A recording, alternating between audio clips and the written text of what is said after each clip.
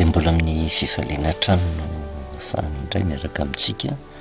ao anatin'ny fotoana foy izay fampahiresantsika amin'ny tenin'Andriamanitra sy anoron'Andriamanitra lalana antsika mba hafantatra ny marina, satria fantatritsika nytoe zavatra mitranga amin'izao amin'itony izao fa miaratsy ny fiainana ary tsy tambisaina ny loza mety anjo, kanefa izany rehetrarehetra izany mbola mandalo fa ny loza lehibe indrindra dia fataberan'ity zao tontolo izao ty ary maro nefa isika mpivavaka ny manantena ny fiavian'i Kristy kanefa milalina isorantsika indraindray tsy mifanaraka amin'ny sitrapon'Andriamanitra ka mba tsy hahatonga antsika ho diso hevitra dia miala nenina mandrakariva Andriamanitra mampafantatra ny fepetra rehetra tokony ho raisintsika ndraisantsika amin'ny famonjena mialohan'ny zavatra rehetra hivavatritsika. Jehovah Andriamanitra ray io, tsy mitsahatra ny misaotra midera ary mankalaza ny anarinao izahay, satria Andriamanitra be famotram-po sy be fitiavana ianao ary tsy mba manameloka anay na dia mitoetra ao anatin'ny fahadisoana ary izahay. Mipetraka eo amin'ny toeranay ianao ary vokatry ny tsy fahalalana indrindra mahatonga anao miala nenina ny mpitiavana mitaona anay mba hiondrika andinika tsara ny teninao, andinika ny toe-javatra misy, satria tsy misy zavatra mitranga ety amin'ity zao tontolo izao ity zay tsy efa nambaranao dia melo mba hampafantarinao fa tena misy ianao. Andriamanitra mamindra fo ianao, Andriamanitra tsy tia ny hahavery ny zanak'olombelona fa miala nenina mitarika anay ho amin'ny marina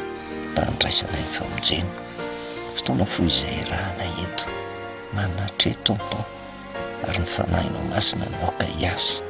hanokatra mandrakariva ny saina amam-panahy mba hatakarana indray ny fepetra tianao ampitaina aminay ka tonga anay hitombo amin'ny finoana amin'ny fankatoavana ny teninao dia mitenena Jehovah voanian'ny mpanomponao no anaranao Jesosy, amen. Faly miarabantsika amin'ny anaran'i Jesosy, manonona ny fahasoavana sy ny fiadanan'ny Tompo amintsika mandrakariva ao amin'ny bokin'ny Isaia mpaminany toko 7:10 no resahantsika ohatra ny manahirana manazava ny tononteny tony, satria indraindray le foto-kevitra iorenan'ny fiangonana no ao an-tsain'ny olona ka mahatonga ny olona tsy mieritreritra hoe tena tenin'Andriamanitra ange no hazavaina fa tsy resaka doktrine-mpiangonana araky ny fieritreretan'ny olona azy fa doktrine ny baiboly. Ary tsika mahafantatra tsara satria lava ny fanazavana teto hoe miavaka ty taona 2024 ity misy zavatra telo ataon'Andriamanitra mamerimberina an'izany manatanteraka ny tenin'ny Paoly Apôstôly hoe tsy mampaninona aho sy Paoly Apôstôly manao teny averina mba hasoa fanahinareo. Fa inona ny zavatra mitranga miketo amin'ity? Misy Andriamanitra miala nenina mametraka tombo-kase manavaka ny azy sy ny tsy azy zay tsy iverenantsika lava ary matoa Andriamanitra manavaka dia misy antony manokana satria mindina izy ho an'izay mandray le tombo-kase avy amin'Andriamanitra mamonjy izy. Zay ny zavatra faharoa. Ary ny zavatra fahatelo, ho an'izay mini manam-pitsofina ka tsy mandray ny afatr'Andriamanitra dia ho tonga ny fandringanana. Mety hitenitsika hoe aiza zay fandringanany ao fa miala nenina ange Andriamanitra noho ny fitiavany ary tsy mihetraketraka izy. Ary raha ny Isaia 7:10 raha vakiana dia ohatrany hoe tena fanakianana be fahatany fa tsy fanakianana fa tena mariky ny fitiavan'Andriamanitra. Ary Andriamanitra rehefa milaza ny fahadisoan'ny olona izy sy mba manameloka tahaka antsika zanak'olombelona fa matoatsika mitoetra ao anatin'ny lalan-diso, mitoetra ao anatin'ny ota, mitoetra ao anatin'ny tsy fahalalana dia noho ny tsy fahatakarantsika zay lazay ny teny soratra masina dia miala nen'Andriamanitra mampibaribary ny tsy mety kanefa eo anatrehan'izay manoro lalana koa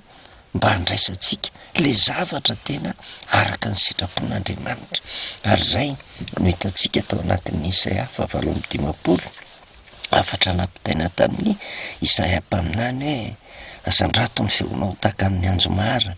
izao ny fiantsonao fa aza tao malemy, miambarao amin'ny oloko ny fahadisoana ary am'taranaky Jakoba ny fahotany. Tsy manameloka mihitsy Andriamanitra eo anatrehan'izay rehetrarehetra zay, ohatran'ny tehiteny hoe: tandremindray re olona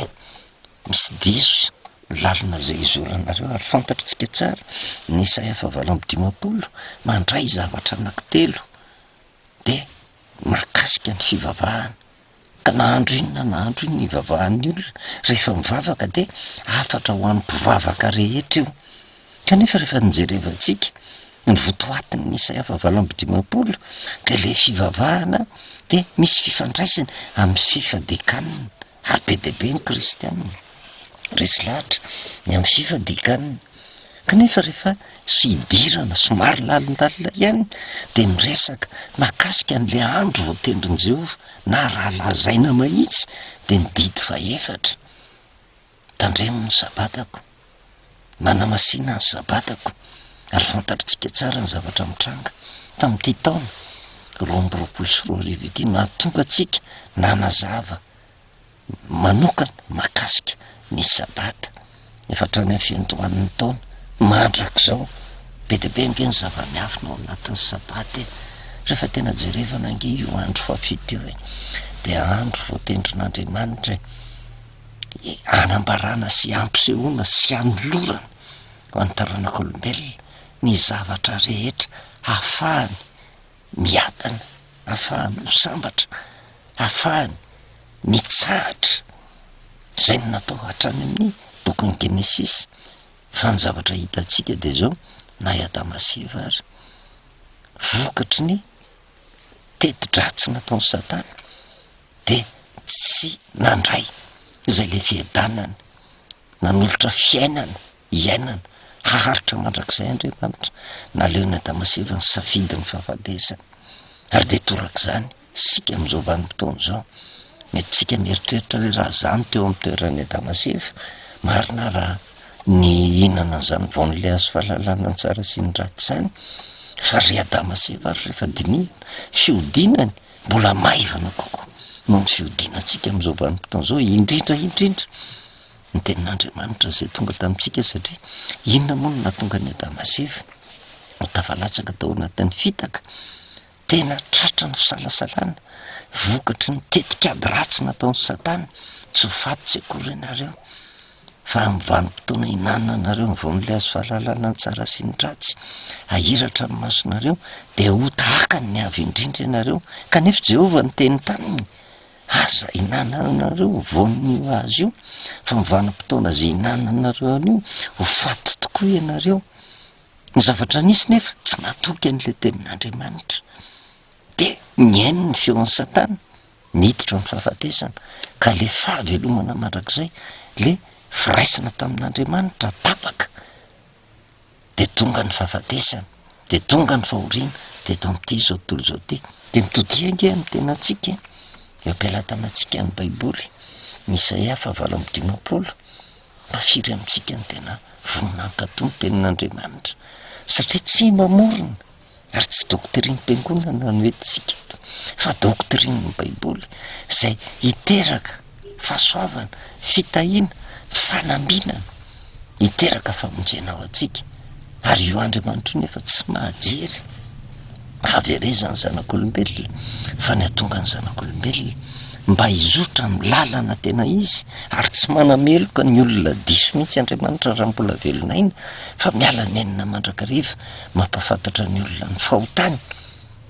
ary mamerina azy ho amin'ny loniny mba hiala amin'izay fotoka-hevi-diso zay, andraisany le sitrapon'Andriamanitra zay hiteraka tombony lehibe ho azy. Ary zay no natonga ny fanirahana ny Isaia ambarao amin'ny oloko ny fahadisoana, amin'ny taranaky Jakoba ny fahotany. Ny zavatra nisy nefa fanazavaitsika ny 2 de ohatra ny tehiteny Andriamanitra hoe: ny fivavahana misy am'izao vanim-potoana zao, ny fifadikanana misy am'izao vanim-potoana zao, ary ho an'ny zay mitandrina ny sabata, le fitandremana ny sabata misy am'izao vanim-potoana zao,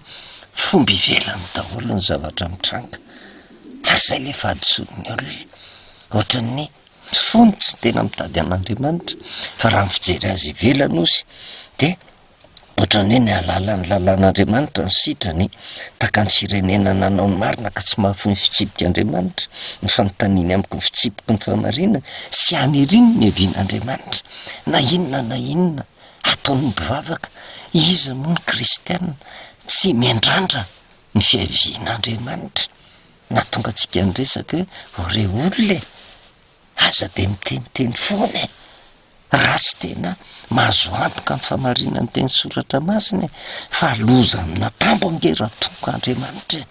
raha mini manampitsofontsika manoloana ny afatra apetrak'Andriamanitra de tahaka ny zavatra mitranga atao amin'ny Saedena ihany loza amina tambo ange raha vao miodina ka tsy mankatoa na mino ny tenin'Andriamanitra miditra ny fahafatesana ary rehefa jerevantsika ny toetra ny Adama sy Eva tena tia manandran-doza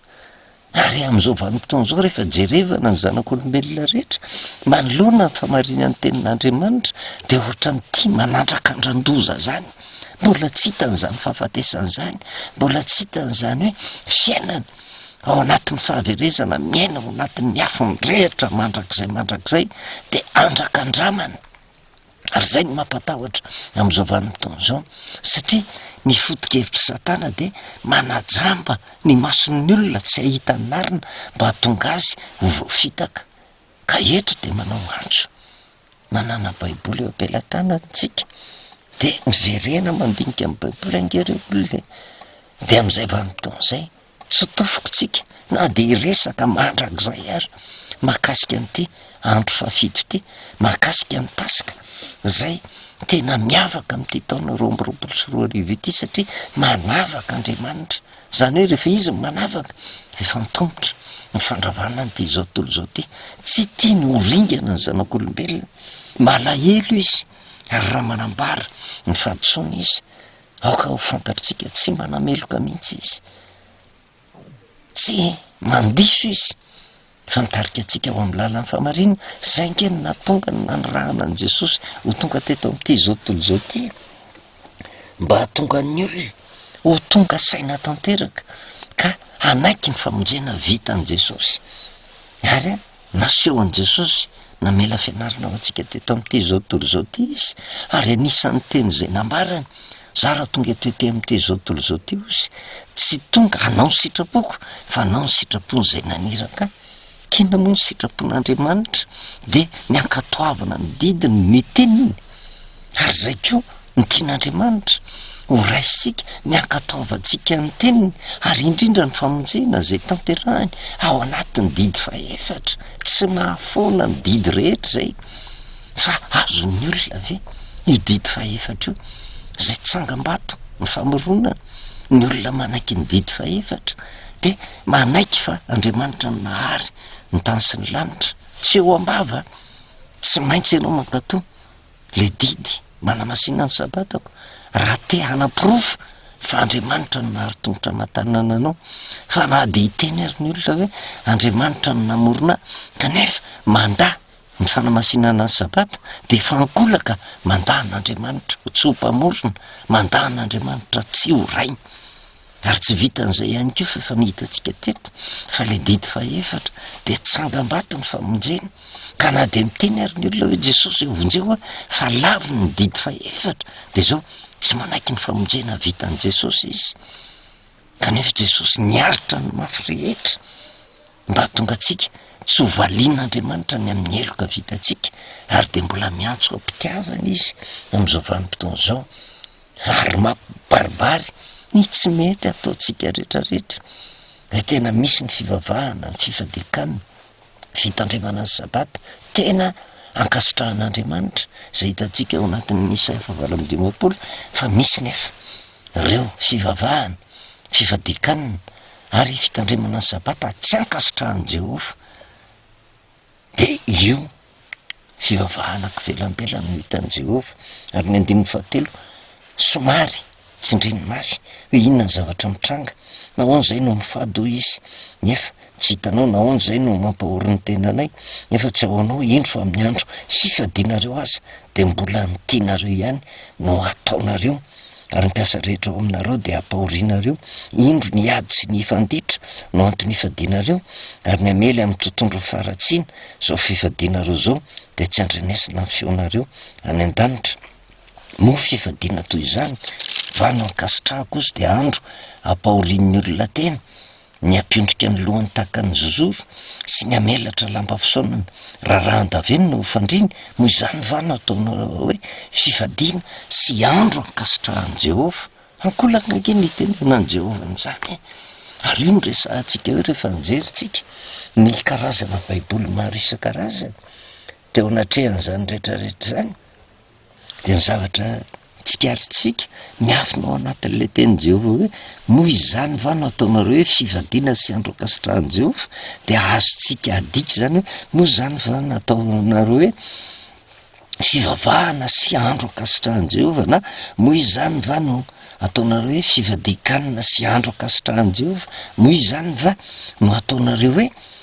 fitandremana ny sabata sy andro ankasitrahan'i Jehova. Misy zavatra tsy mety ao, tsy mifanaraka amin'ny sitrapon'Andriamanitra, fandavana n'Andriamanitra kitsirano, ary le fandavana de miseho amin'ny fihetsika ivelany. Ary zay no mahatonga an' Jesosy Kristy hiteny any amin'ny Matteo toko fa 5:10, Matteo toko fa 5:10 de zao no ilazany azy, ny andininy fahafito ka hatramin'ny fahasivy, ripety tsara velatsia, marina namina niny Isaia anareo hoe ty fireneny ty manaja am'olony fa ny fony kosa lavitra, kofona ny ivavahandreo amiko raha mampianatra ny didin'olombelona ho fampianarana izy. Rehefa jerevantsika ny soratra masina nge de be de be ny olona miezaka mamoaka ny hevitry ny soratra masina, fa manova ny hevitry ny soratra masina, manova n'le tenin'Andriamanitra ho amin'ny tombontsoan'ny tena sy ho amin'ny fafinaretan'ny nofo fotsiny, fa tsy araka ny sitrapon'Andriamanitra. De io tenin'i Jesosy io ohatra mitona ny sain'ny olona ahatakatra ny zavatra tian'Andriamanitra ampitaina ao anatin'ny Isaia 7:20 hoe zavatra ka ivelambelany fotsiny ange. Ary io no tonga an' Jesosy hiteny hoe tsy izy rehetra manao amiko hoe tompoko no miditra ny fanjakan'Andriamanitra, fa zay manao ny sitrapony raiko, ary fantatritsika ny sitrapony raiko mankatoa ny teniny tsy misy fepetra, mankatoa ny teniny tsy misy fepetra. Ary zay no mahatonga an' Jehova miteny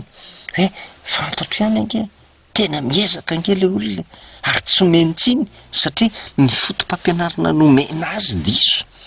fa saingy tsy mahafaka atsika zany satria miainy fotsiny tsika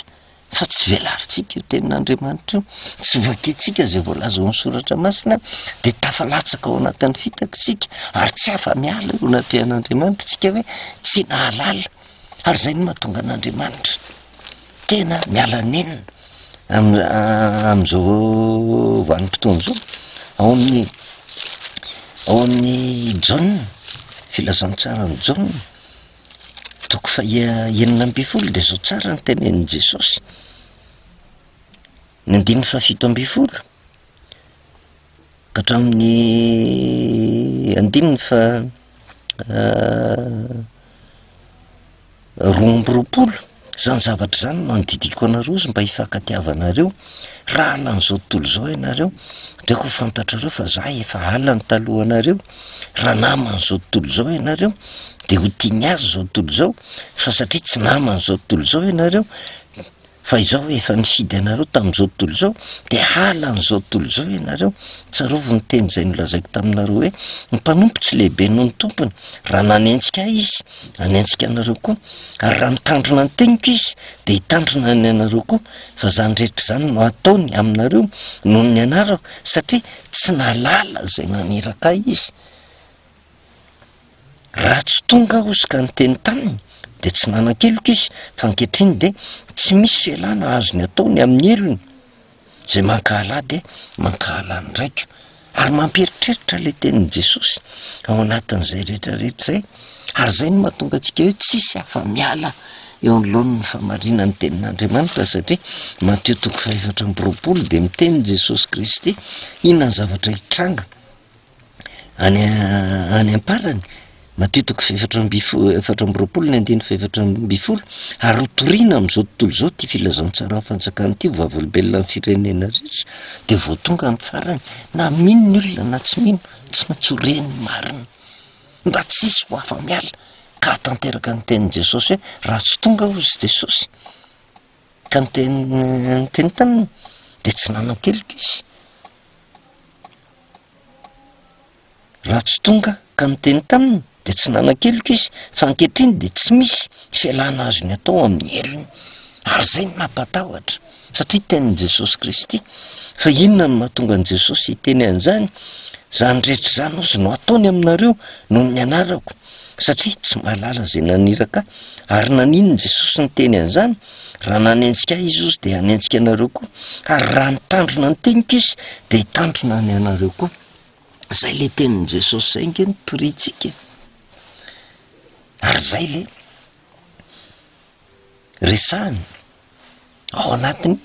afatry ny sabata. Ny Ezekela 2:20, ny 2:20, mana-masina ny sabata ho famantarana ho amiko so aminareo, de ho fantatrareo fa zaho no Jehova. Mety hafahafa na andrenesantsika azy, tsy fanakianana, tsy fanaindraindrana zay mitandrina ny sabata, kanefa mety misy mieritreritra hoe raha mivavaka amin'ny andro fafito izy de mieritreritra fa mahafantatra an' Jehova, kanefa ny Isaia 7:20 mahatratra ny olona rehetra, fa tsy fomba ivelany no afantaranao an' Jehova, fa le fankatoavana ny teny ny fantatrao hoe le zava-miafina tian'Andriamanitra ampitainy, ka na mitandrina n'le sabata ianao na tsy mitandrina ny sabata, raha vao fietsika ivelambelany ka tsy araky le tenenin'Andriamanitra, satria io abaribariny io le fahotany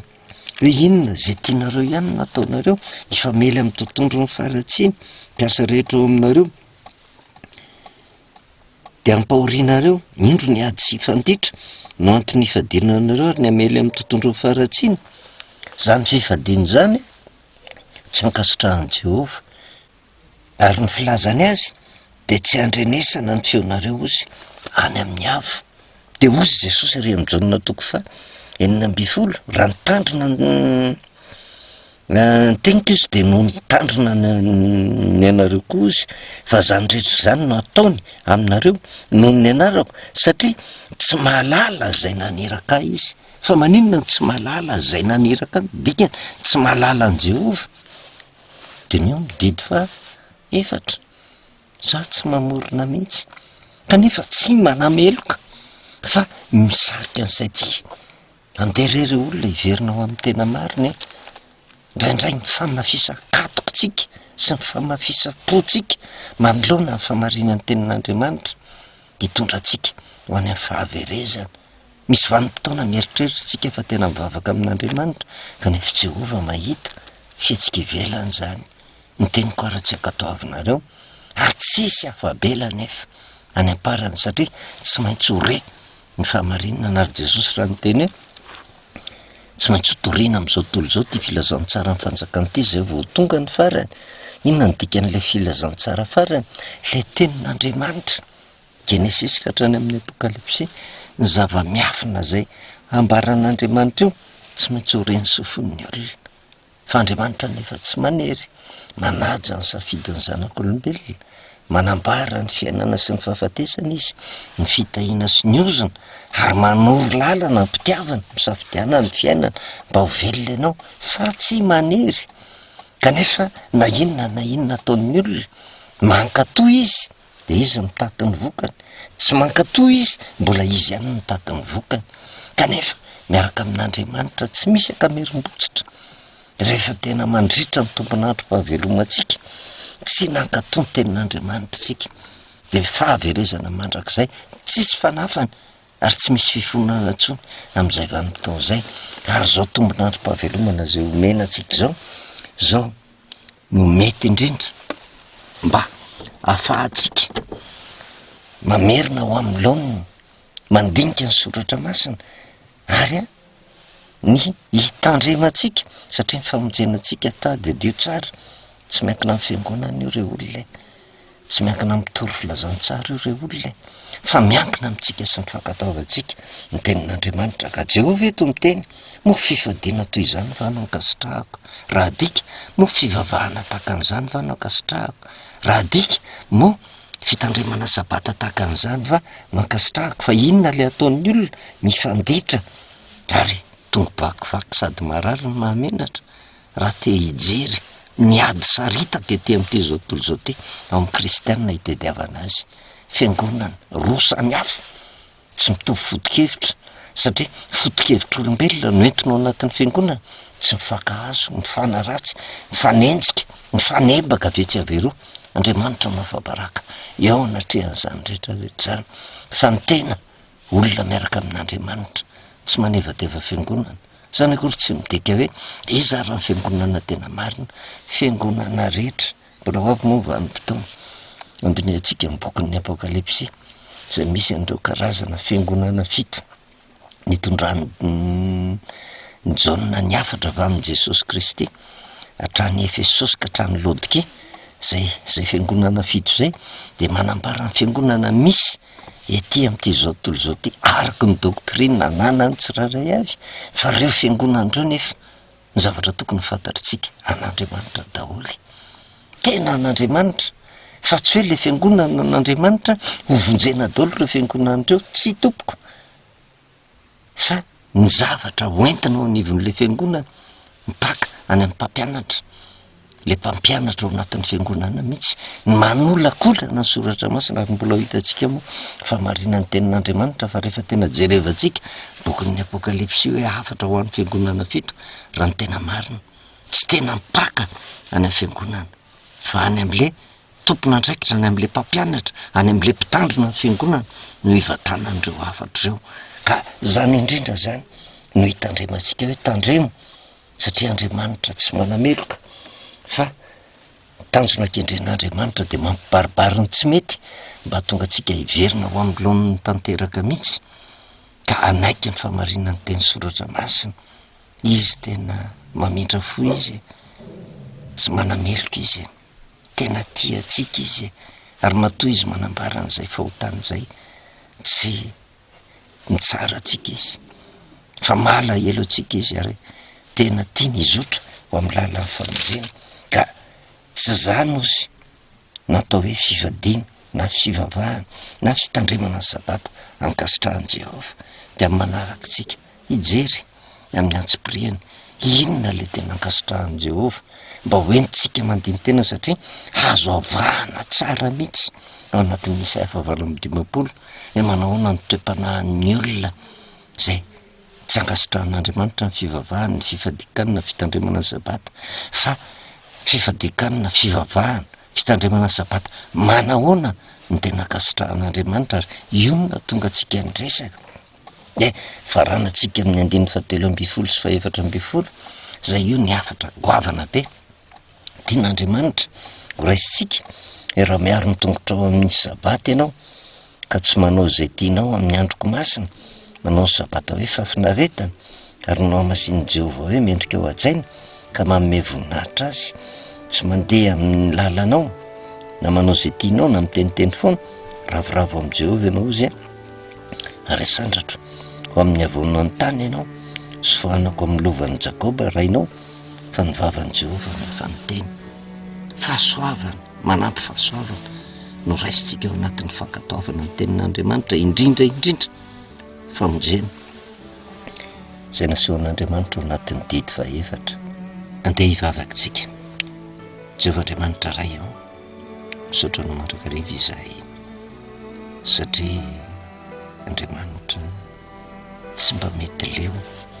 mialanenina mandrakariva miteny mandrakariva eny fa na de mini manampitsofina ry izahay de mini miteny mandrakariva ianao ary tsy amelanao raha tsy renay marina antoko ny famonjena anay zany antoko ny fahasoavana mirotsaka aminay nangatahana aminao teny fanainao masina tompo amperitreritra anay mandrakariva manoloana ny teninao mba andraisanay ny toromarika rehetra zay tarika anay ho amin'ny fahasoavana ary tompontso ho anay zany. Ataoko sy mino fa hiasa mikery ianao ary maro amin'ny olona tompo no isaintsaina lalina manoloana ny teninao zay marina mandrakariva tsy azo kosehana vakina isan'andro san'andro eo am-pelantananay mba tsy hatonga anay voafitapitaky ny fotom-pampianarana sandoka mety ahatra ny filaninao fon'ity zao tontolo zao ity dia mametraka amin'ny pelantanana ny fiainan'ny isam-batan'olona tsiraray avy aoka mifanahinao anorotorony fovato mba hanana ny tsiraray avy fonofo ka hanakilefitra manoloana ny sitraponao dia ampahirato ny maso ny mpanomponao tsiraray avy tompo ahitany zava-mahagaga ny fanarahana ny lalanao. Misaotra indrindra ray eo amin'ny anaran'i Jesosy. Amen. Novelomantsika amin'ny anaran'i Jesosy manona ny fahasoavana sy ny fiadanan'ny tompo ao amintsika mandrakariva.